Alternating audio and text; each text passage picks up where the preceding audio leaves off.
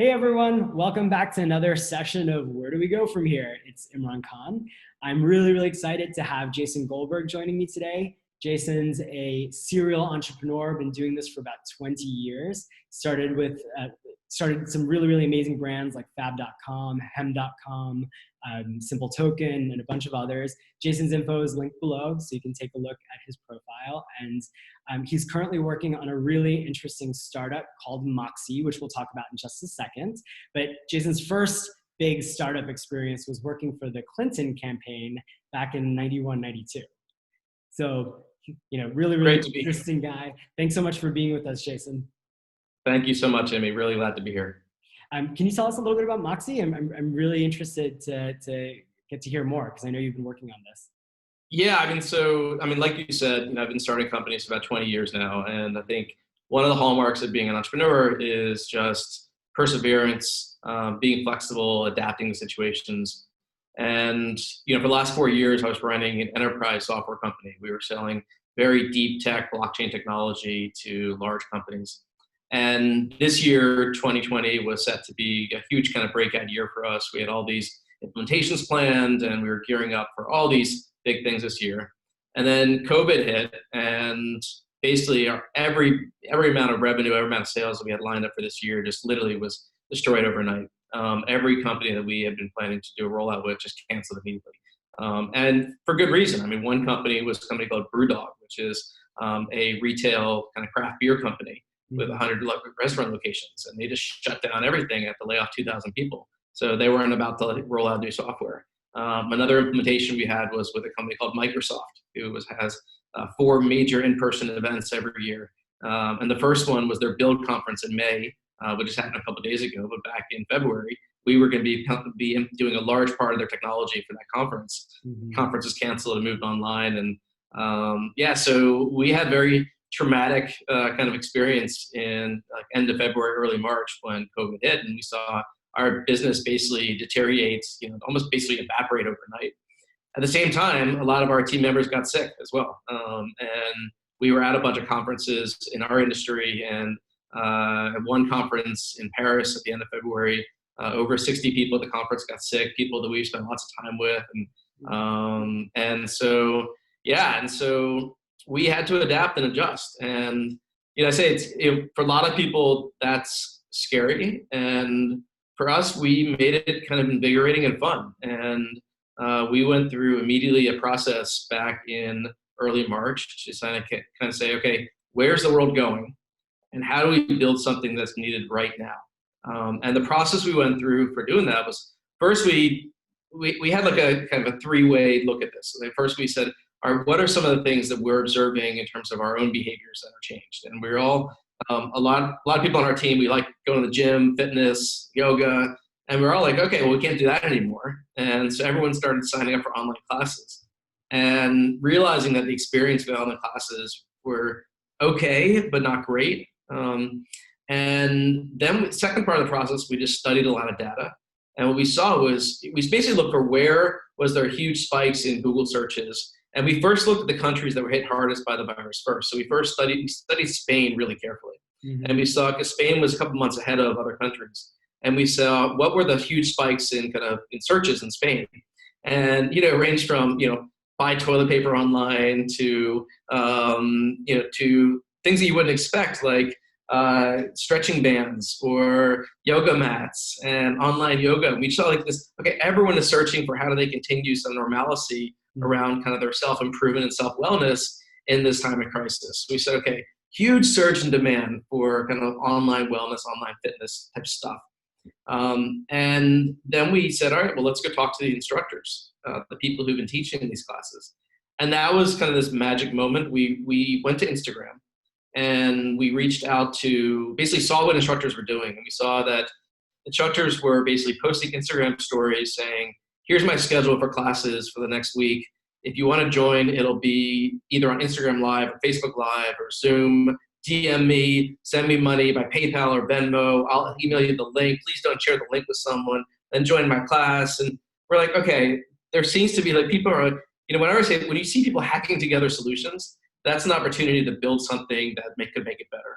Mm-hmm. So we started just DMing these instructors and saying, hey, can we have a chat with you about, what life is like for you?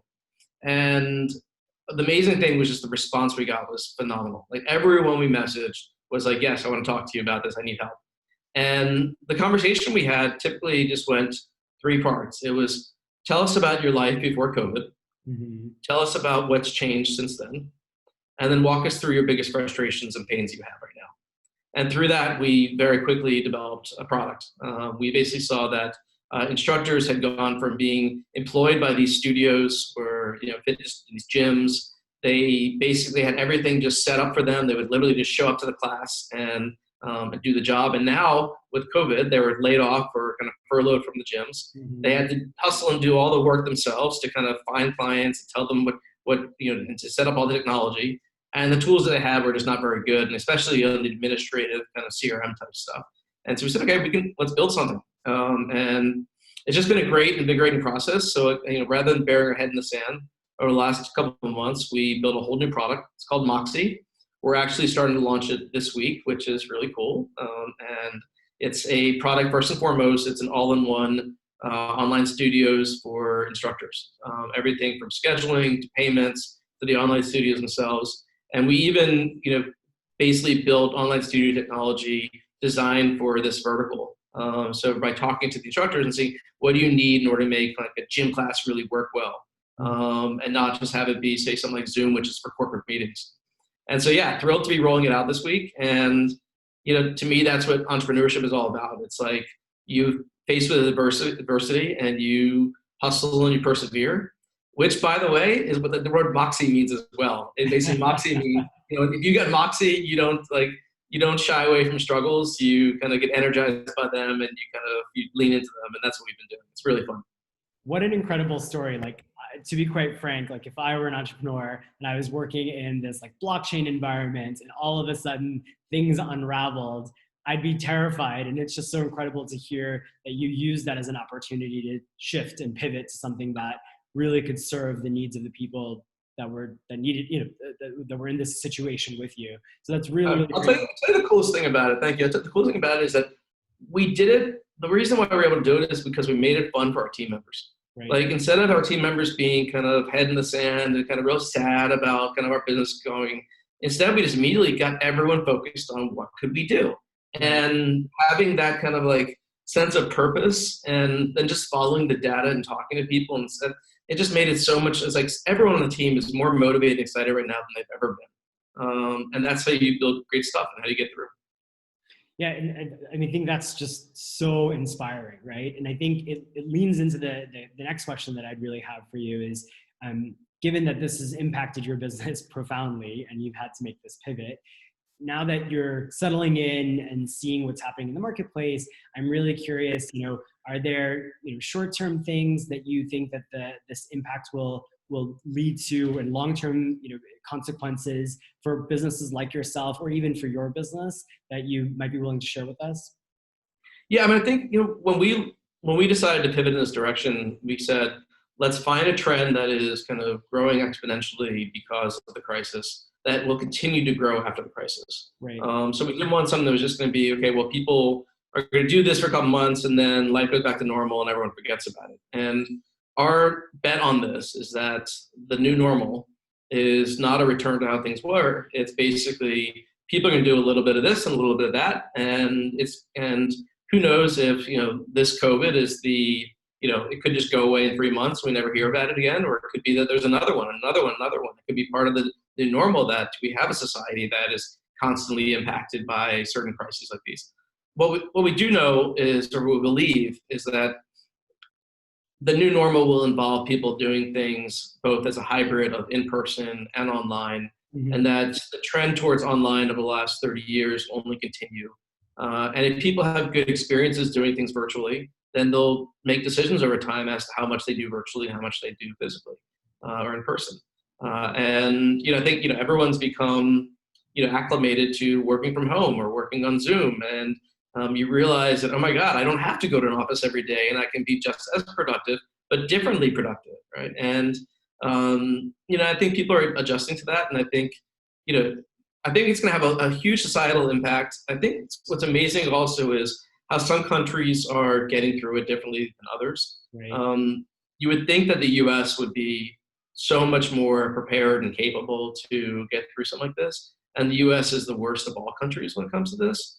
And maybe it's just because things went too far in terms of just letting people do whatever they want to do and having government that's like not able to intervene.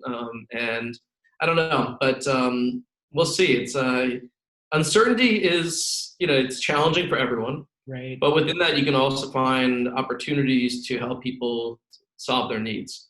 And whenever people have needs, you can help them, and you can build something that helps them. It's really curious to see you thinking that basically like your prediction being that there'll be a mixture of online and in-person going forward. So you personally though, as an avid gym goer, do you think we'll ever be able to really recreate that experience of being in a gym using online technology? Yeah, I don't know. It's like, it's not about having the same experience, it's about having new experiences. Right. I mean, I think like, Peloton is a great example of, people spending a couple $1,000s on a bike to participate in virtual spinning classes that they still pay $40 a month to Peloton for. And if you had said like 5 years ago, would people do that versus, waking up at 6 a.m. and go to the spin class, people are like, no way. Like, and once you've done it, you realize that, okay, the experience can be just as good. And, but it's not, it's about a different experience and about, okay, sometimes you want to be with a room of people and other times you just want to be at home. And I think, so things will evolve and adapt. And, I think yoga is a great example where so many people just want to get up and move and stretch, and you don't have to go be in a sweaty studio with 50 other people in order to do that. And I've talked to yoga instructors who, they told me that, they had this, they kind of accepted it as this was just part of the job, but they'd have this miserable experience of, trudging by subway into the city to go to a yoga studio that's packed with 50 sweaty bodies for an hour where they get paid like, pennies to teach a yoga class. And now they're doing it online, they're like, oh my God, it's such a relief. Like, yeah, I'm in my room, but I don't have to deal with all the nonsense. Right. And this like hyper competitiveness of people. And, instead it's just like, and I keep 90% of what I earn rather than giving, 75% to the studio. It's like people start to see that, things could be different. To me, it reminds me also of like, before Airbnb, came up, that people, the idea of would you ever rent out your home to strangers? It's like, no. But then you realize, okay, supplemental income, and there could be a model where it makes it acceptable, and then it suddenly becomes part of the new normal. And I think we'll see more businesses like that emerge.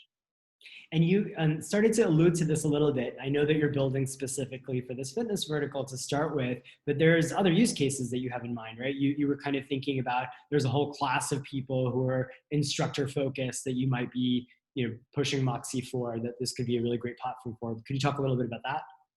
Yeah, I'd say one of the hardest things for us is like, one of the lessons that I've learned in over entrepreneurship is that when you launch a product, is be as tightly focused as possible. And that's one of the hardest things for us is keeping that discipline, because we've had so much interest and demand from all sorts of different categories. We have people who want to teach painting classes on Moxie. And you realize, what? And then you talk to them, you realize that what they've done is they've set up, like they used to have, these are people who they used to earn a living by being in a painting studio, and people would come to the class for 2 or 3 hours and pay them, a couple $100 per session to learn how to paint. And they got to figure out how they adapt. And so they're, and we watched one of these classes online and like, okay, this could work. And so it's, so painting, music instruction, so how to learn guitar, how to learn piano, language instruction. And these are things that, it's like when it's like instructor group classes, private sessions, how do you create the right method for the instructors to be able to have a good experience, and for people, attendees as well. So we think Moxie could adapt to that very well as well. And I'm curious because, just talking through some of these short-term, long-term things, what's been the biggest pain point that you're seeing in the vertical that you're focused on? What's like the hardest nut to crack? I think the hardest thing is there's an expectation around like an online, a group fitness class has an energy to it that, one of the biggest, when we talk to instructors, people would think it's about the fitness. It's somewhat about the fitness. It's mostly about the connection and the energy. And how do you recreate that connection and energy, virtually? And so we're working on things like how do you integrate music into the experience in a way that works really seamlessly? How do you create an experience where people feel like they're connected to the instructor and to the other attendees, but without the embarrassing bits? So, for instance, we had all sorts of people give us feedback early on that, if I'm doing an online class, I have to be able to have the flexibility to turn my camera off. And you're like, why? Well, because a lot of people are embarrassed about their homes look like.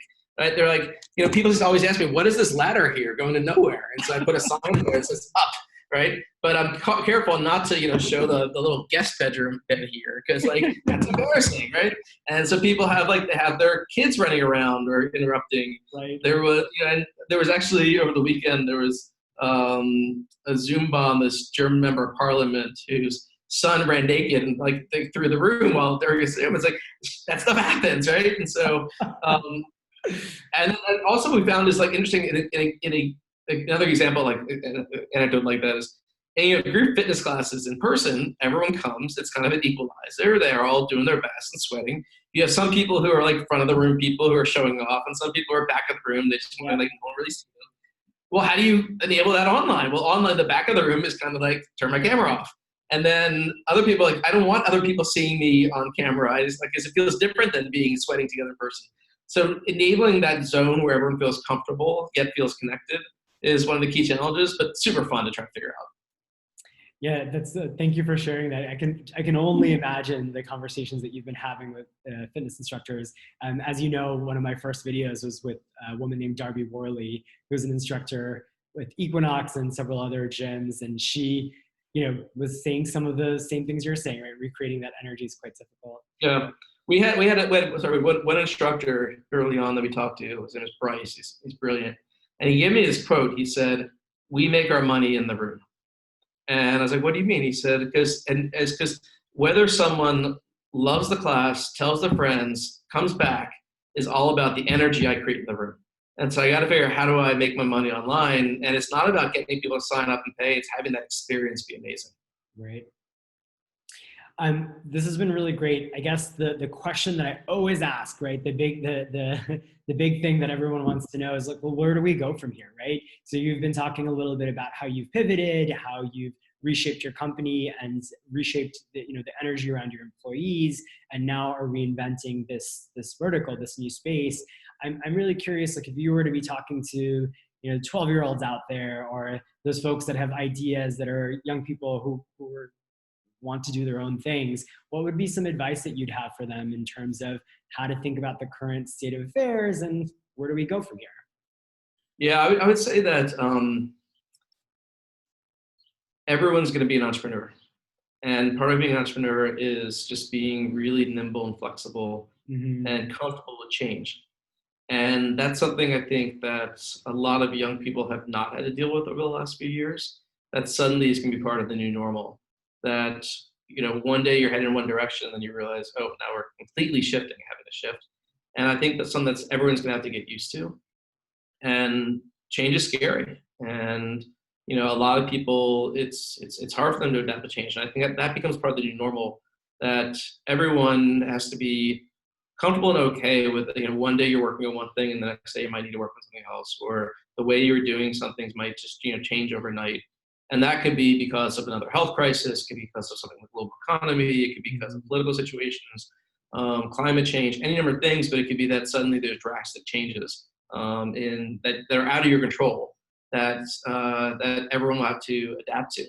And, I think people who, join the workforce, let's say over the last, 10, 15 years, so people who are now in their 20s, early 30s, have had kind of almost kind of a steady, since the financial crisis 2008, have had kind of a steady kind of boom of the economy and kind of a steady kind of,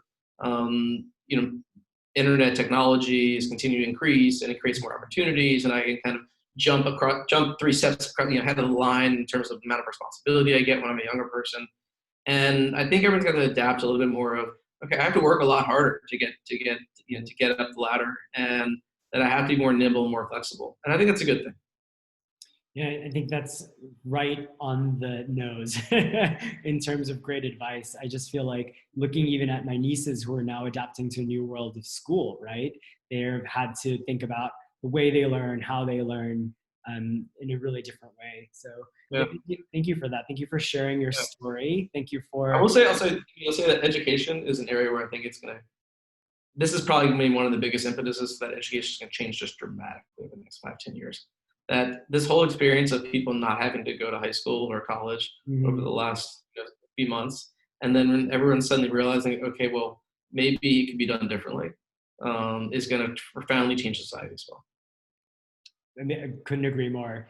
Do you think there's a future for Moxie as a part of that too, or not? We'll see. I mean, it's more like there's so many things that are going to change in society. What I hope most is that small business owners figure out how to, get back to work and have sustainable businesses. I have a lot of friends here in Berlin who own bars or restaurants, and they put on a happy face and try to kind of keep going, but it's a real struggle. Right. You go from a weekend where you'd have hundreds of people coming through your shop, restaurant, bar, to suddenly you can do takeout for a couple people and have a few people at tables, and it's like you're just struggling, and hopefully that you can keep the lights on. It's tough.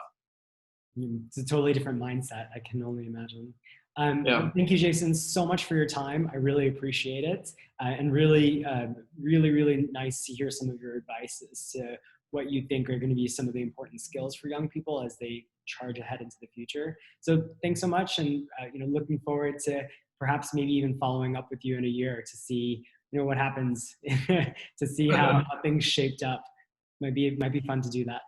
Thanks for having me. This was a lot of fun. Cheers. Have a good one. Thank you.